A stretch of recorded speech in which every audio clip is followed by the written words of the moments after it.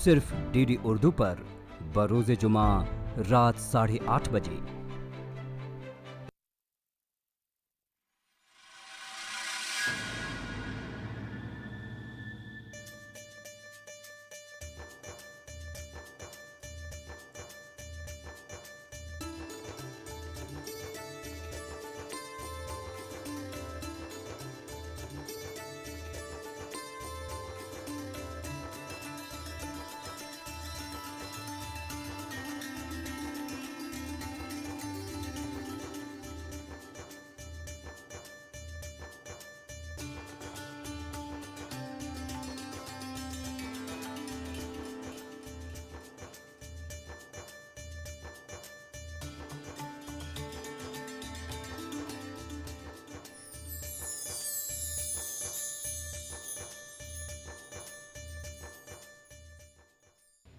दो तीन जमात तक तो सब कुछ ठीक ठाक चलता रहा, लेकिन उसके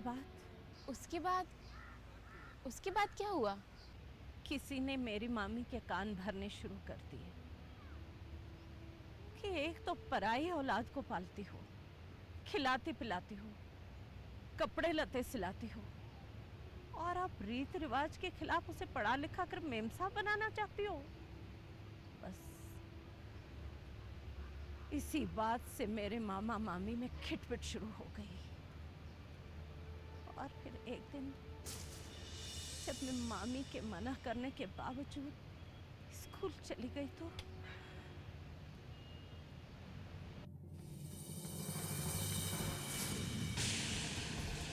मेरी किताबें।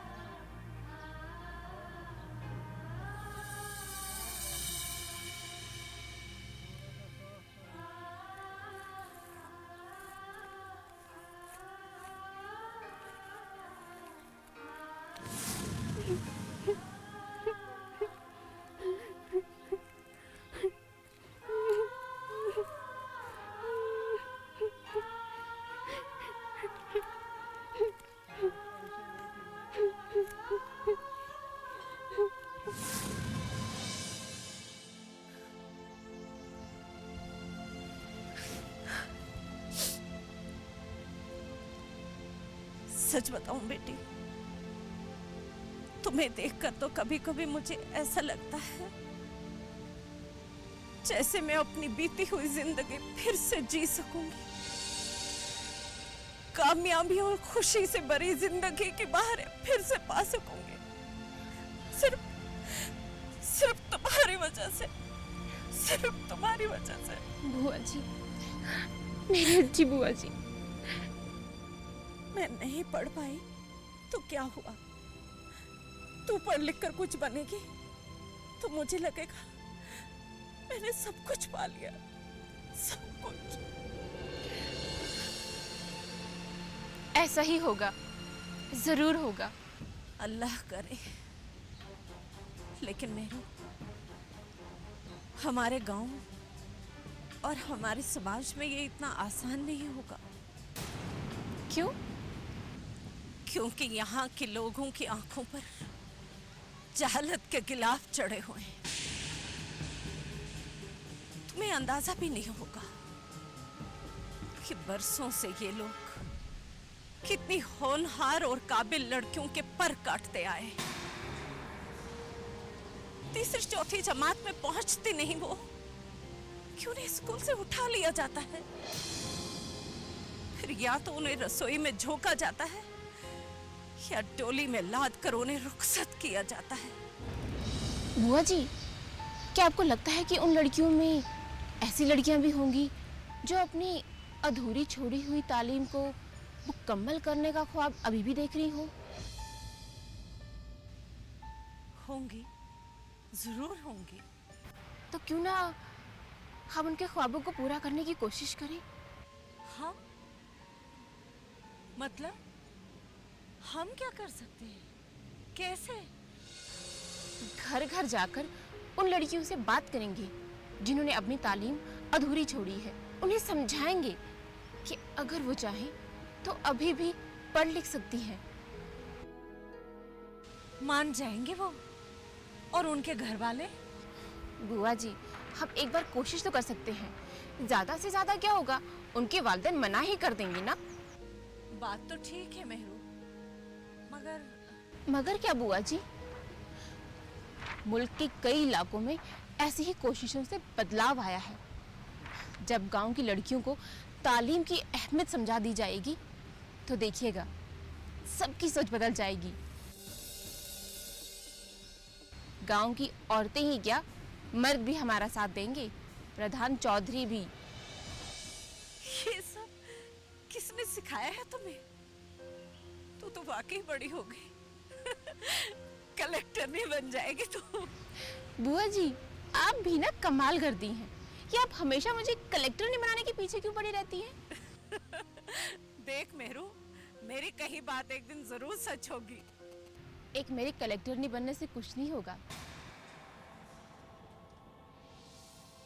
जरूरत इस बात की है कि पूरे गांव का नक्शा बदला जाए।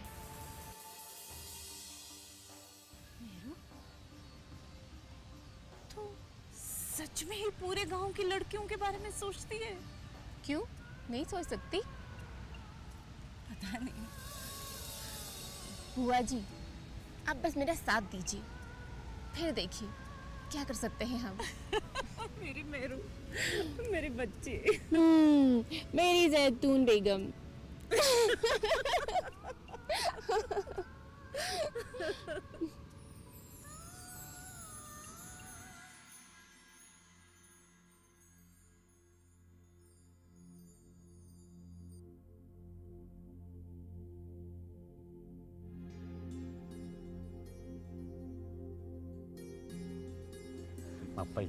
अस्सलाम वालेकुम चौधरी साहब। अरे वालेकुम सलाम। अली बख्श,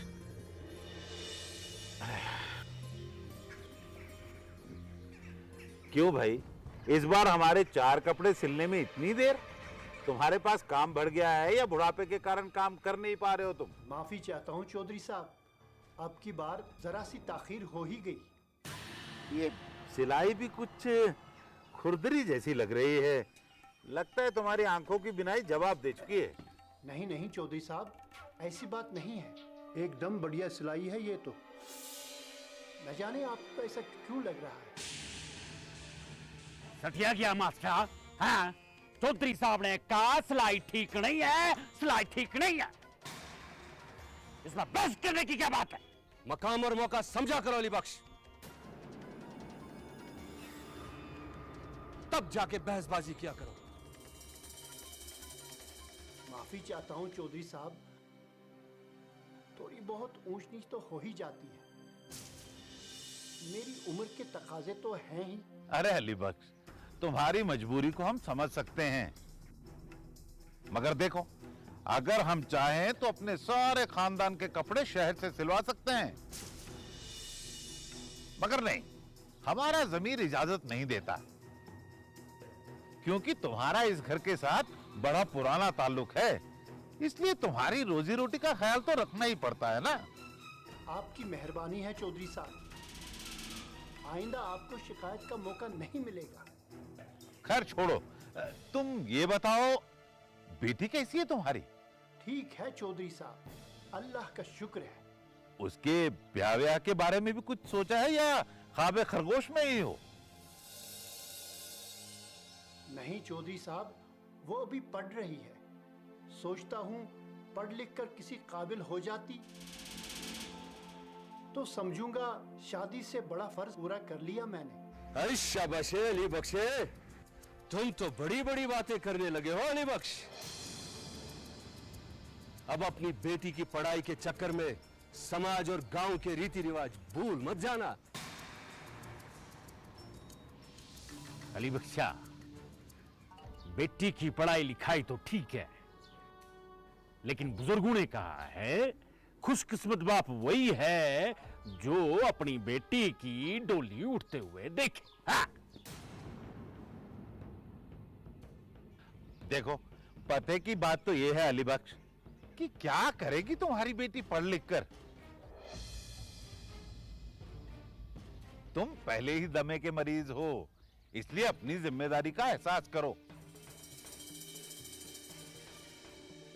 इससे पहले कि लोग तुम्हें अपने कंधों पे उठाएं, अपनी बेटी की डोली उठाने का इंतजाम करो। अपनी अपनी सोच है जी, चलता हूं।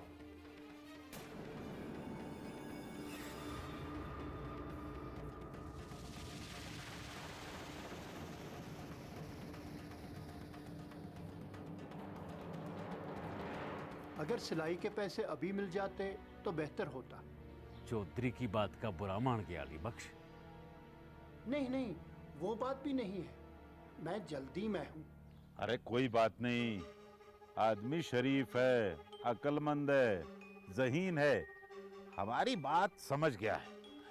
अली बख्श, तू ऐसा कर, कल या परसों आके बेटे अफसले की दुकान से पैसे ले जाना, जितने तेरे बनते होंगे। जी बेहतर। ठीक है, चलता हूं। जा।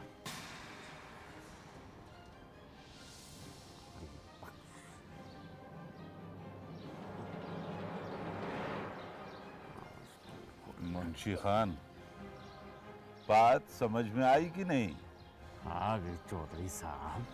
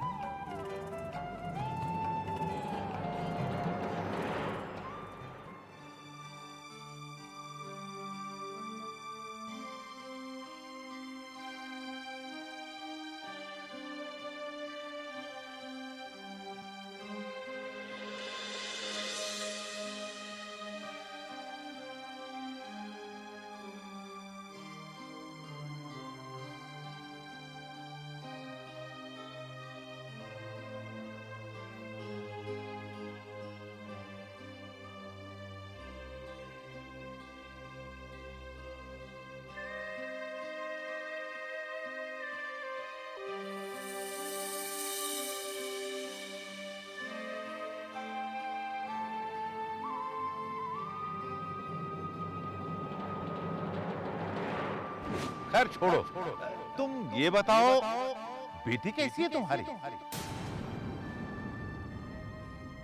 उसके ब्याह के बारे में भी कुछ सोचा है या ख्वाब खरगोश में ही हो? तुम तो बड़ी बड़ी बातें करने लगे हो अली बख्श। अब अपनी बेटी की पढ़ाई के चक्कर में समाज और गांव के रीति रिवाज भूल मत जाना, भूल मत जाना।